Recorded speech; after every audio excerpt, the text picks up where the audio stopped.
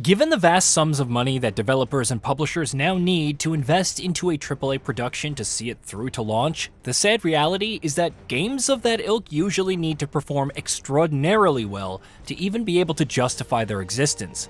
Something that doesn't happen under the cloud of negative reception, and sometimes not even with positive responses.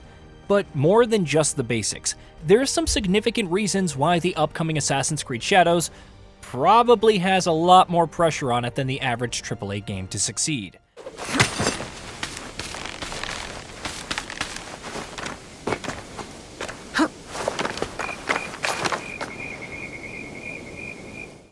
Your first assumption might be that we're referring to the dire straits that Ubisoft finds itself in, and looking at how things have only gone for the company from bad to worse, you wouldn't be blamed for thinking that. But while that is obviously one of the biggest reasons Assassin's Creed Shadows is under so much pressure to deliver the goods, that's not what we're focusing on here. No, we're looking purely at the Assassin's Creed franchise itself, the trajectory that it's been on in the recent past, and why Shadows needs to arrest what's been an undeniable decline. If we're being entirely honest, it's a little surprising that that's where Assassin's Creed finds itself, because until just a few years ago, the series was probably flying higher than ever.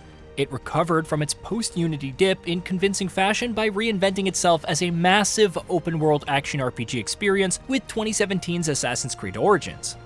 Just a year later, it climbed even higher with Assassin's Creed Odyssey, which continued to expand on Origin's action RPG formula by adding in choice and consequence mechanics, and delivering what is widely regarded as one of the best Assassin's Creed games to date. From combat and its sheer scale to its core protagonists, its naval gameplay, and more, there was so much to love about the 2018 epic. Transport yourself back to the months following Odyssey's release, and you'd likely struggle to believe that Assassin's Creed would be going anywhere but up anytime soon. After having found its groove once again with a new formula with Origins, and then having built on the formula with a game as good and as successful as Odyssey, it seemed impossible at the time that the series wouldn't remain at that level for at least some time to come.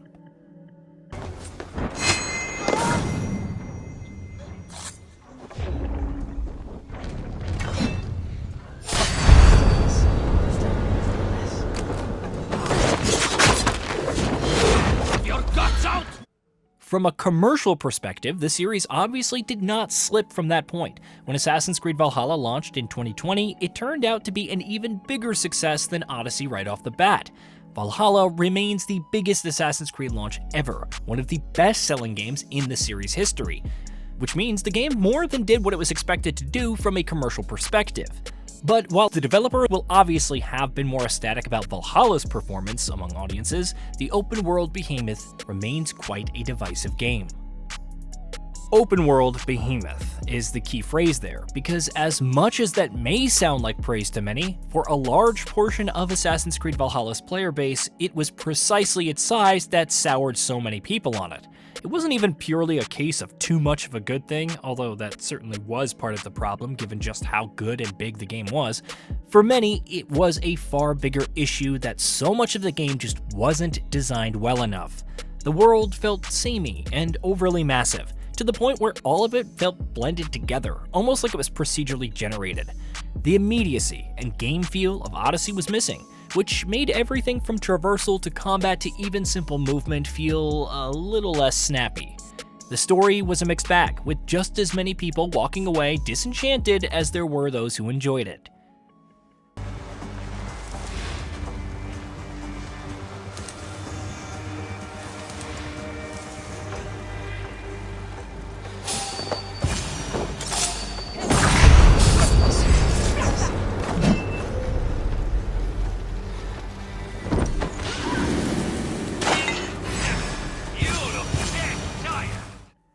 The game had, in a nutshell, its fair share of issues, all of which were exacerbated massively by how unreasonably large and bloated it was.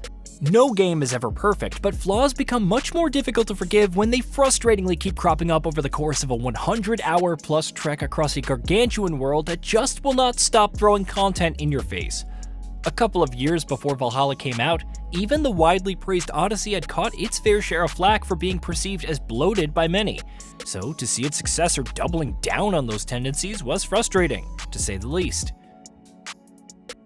We haven't had a new mainline flagship Assassin's Creed release since Valhalla so far, though the developer did release a bunch of post-launch content for the 2020 title, not that it was in need of beefing up, while in 2023 the company also released the smaller, standalone Assassin's Creed Mirage, which also wasn't exactly an unequivocal win. Yeah, it was smaller and shorter, and yes, it went back to focusing on stealth and parkour in a way that was much more in line with the pre-Origins titles. But though its non-bloated, non-RPGness was definitely appreciated, many felt that the game itself was solid, yet unremarkable. Again, Mirage did well enough for the developer to be deemed a commercial success. In fact, in fairness, it's not like Assassin's Creed the series is struggling, and certainly it's nowhere near in the sort of trouble when it was in 2014 after the implosive release of Assassin's Creed Unity. But for fans, it's been some time since Assassin's Creed really hit the highs that we all know it's capable of hitting when it's firing on all cylinders.